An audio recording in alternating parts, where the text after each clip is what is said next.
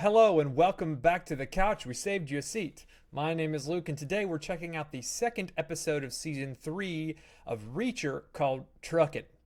We're going to talk about some of the things we liked, some of the things we didn't like, and then we're going to go over some of the show in general and kind of what happened. So, first of all, the things we did like. The alpha versus alpha scene in the gym. It's in the trailer. It's hilarious. Stronger. Bavarian arm wrestling. Never heard of it. Get behind that preacher bench. Uh-oh. Elbow on the pad. Put your arm out like we're gonna arm wrestle, then make a fist. Oh no.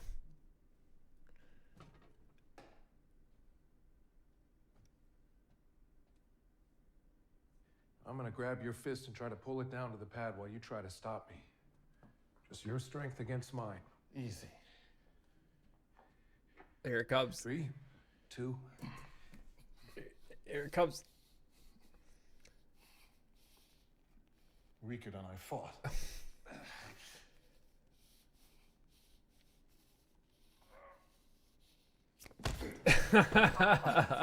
Sorry.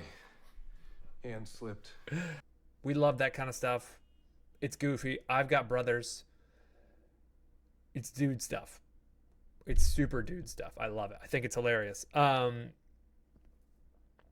then next we have the the stalling scene. Hopefully Reacher's figured out a way to stall.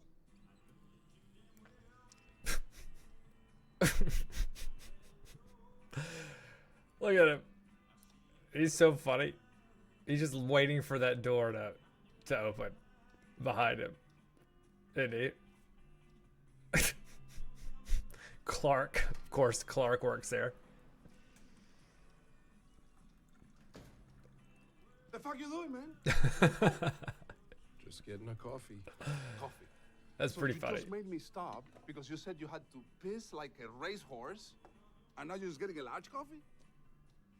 I was thirsty. Of course you were. You got me one? No. No. That is funny as hell. Reacher is so funny. Like, as a character, unintentionally funny or intentionally funny, whatever it is, he's really, really funny. And then Reacher doing Assassin's Creeding up the walls. Okay, here we go. What a massive dude. That would be so loud. He would be so loud. He's like 6'5", 240.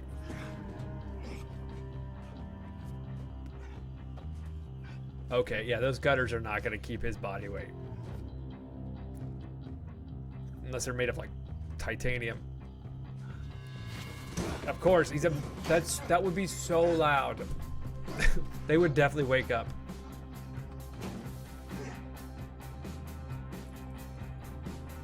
I do like how they build tension here though. This is pretty good.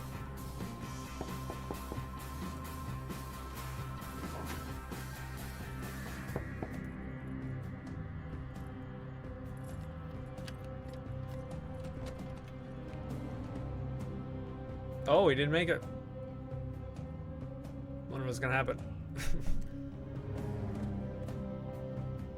He's not there?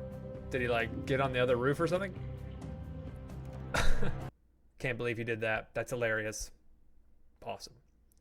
Now on to the things we didn't like. I don't know if it's the direction or the performance. But this episode, in terms of performances or direction or whatever, was less good. And it was noticeable. Reacher's super compelling. There's not a bad scene that he's in, I think, in this episode. But, you know, when the DEA agents are together at the cabin, it's kind of, it looks amateur. I don't know how to describe it. It looks B-list. To me. And maybe it could be that I'm watching it in such high def, and that if I wasn't watching it in high def, it would be a little bit different. But there's just a community I hate to say it. It feels community theater a little bit. Not a little bit. You know, a little bit. It feels community theater. But all that being said, I did enjoy the episode. I am gonna try to watch season 3, episode 3 in a minute. But yeah, it's not all that good without Reacher in it. That being said, I do want to go break it down. So, at the very beginning, we find Reacher who's in the cellar, this underground room, and he's been tasked with, or he not tasked with, but he's seeing if Teresa is there. She's not. Then he finds out he has to run back to his room. So this like 6'5", 240-pound dude is Assassin's Creeding up the side of a building, which is hilarious. Because if you've ever tried to climb anything, and if you're as big as me, 6'3", 200 pounds, it ain't easy. It ain't easy at all. And then the moment he tries to get back up there and get some rest, he hilariously gets removed because he has to go on another little field trip to see the impound cards, and identify them. And the guy who's driving him, who's also not a super great actor most of this episode. At the end, he's great, but him driving, and it's got, I don't know, I can't pin it on him. There's a collaboration, it's a bunch of people, but his performance is a little weak. But they do this really cool tag switching thing because they find a loophole in their thing, and Reacher punches the cop to get in rather than getting bribed or the cop getting shot. And then there's some other cool stuff that kind of happens, but that's a pretty cool scene. Then the moment Reacher gets back and it's kind of daybreak, he sees somebody's cleaning his room.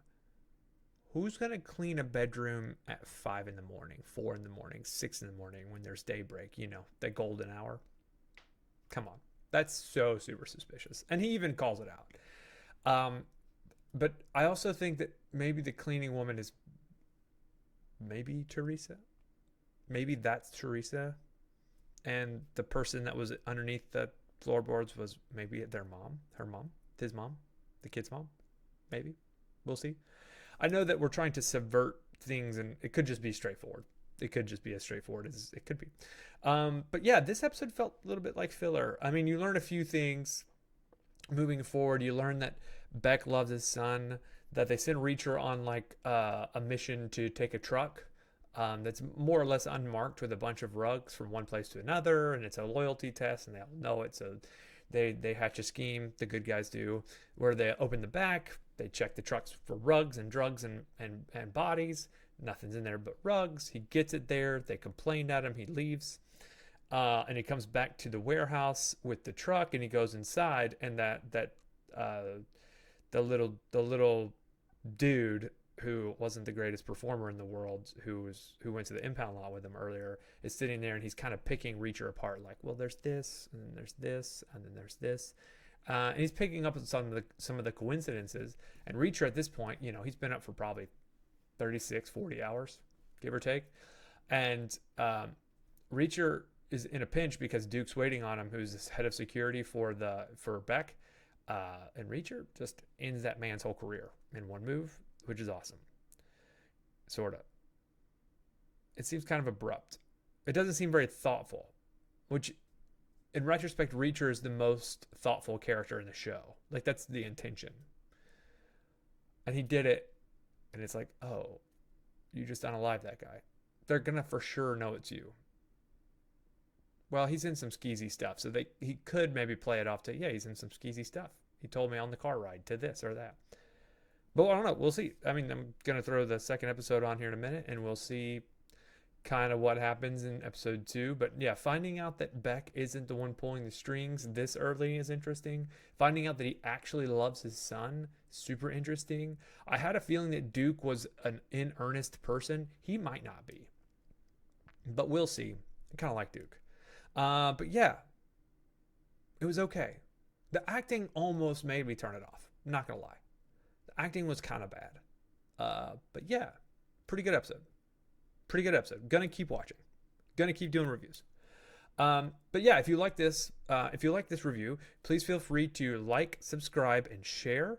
And just know there's always room on the couch for everybody. And so if you want to join us on the couch, feel free to let us know in the comments, or if you have any other comments, please feel, or if I forgot something that was super important that I just didn't remember to say, let me know. Otherwise, thank you for your time. Stay frosty out there.